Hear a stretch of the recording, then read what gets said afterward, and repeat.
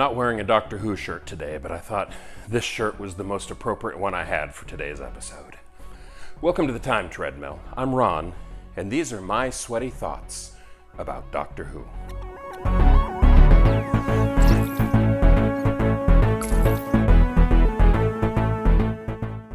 The Abominable Snowman is a 6-episode story of which 5 episodes are completely lost. Only episode 2 remains in the BBC archives. So this morning I watched a loose cannon reconstruction of the first episode and then the one remaining existing episode. The story is set in 19th century Tibetan Himalayas, and it's noteworthy as being the first appearance of both the Yeti and the Great Intelligence.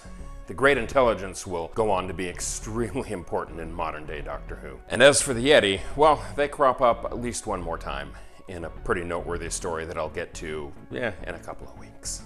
First thing I want to say about this story is it's just amazing location work. I haven't seen a whole lot of color photos from the Second Doctor era, but this one of the TARDIS landed near the mountain peaks and looking down into a mountainous valley is just absolutely gorgeous.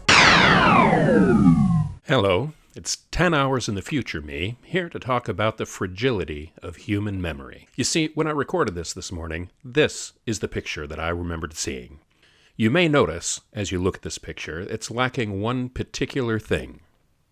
Color. That's right, no color whatsoever. As I talked about this morning, I vividly remembered this exact photo and the gorgeous green scenery below. As it turns out, that color photo, as near as I can tell, does not exist. I looked.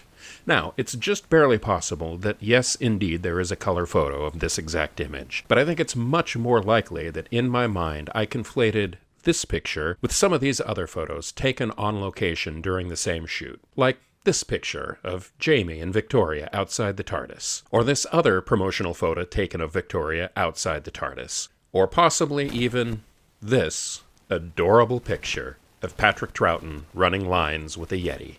I tell you all of this to say, human memory is a terrible thing. Never trust anything I say. I'm almost certainly wrong, as my wife will be happy to tell you. Now, as I was researching these photos, I came across one other interesting photo from the same era. And so here, as a special added bonus, is a contemporary photo of Deborah Waterfield, the actress who plays Victoria. And all I can say is, wowzer. If 13-year-old me had seen this photo, he would have been desperately in love with her.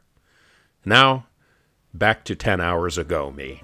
One interesting thing about the construction of this story is it behaves like it's a sequel to a previous story, one that doesn't exist, although I believe it's been done in a novelized form. But the Doctor talks about a previous visit to the Detsen Monastery there in the Himalayas, and makes reference to some kind of great adventure in which there was incredible danger to the monastery, and the outcome of which had the Doctor leaving with their treasured Ganta, a ceremonial bell with a dragon on it.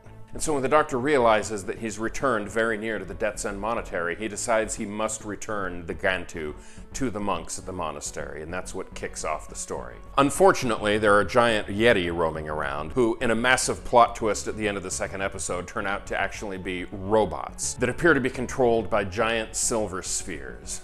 The story is also very much wrapped up in Tibetan spiritualism, in which the main antagonist, the Great Intelligence, is controlling the abbot of the monastery and pretending to actually be a Hindu god. Well, I don't know if god is the right word. I'm going to admit I don't know a whole lot about Hinduism, and I'm not going to pretend to know anything about it. So believe me, I know I'm almost certainly wrong. But that mixture of a historical story set in the 19th century and giant Yeti, but robots and mysticism, it's this great combination. It makes for a very good story. I'm thoroughly enjoying it so far, and I'm looking forward to sharing the next 2 days of it with you.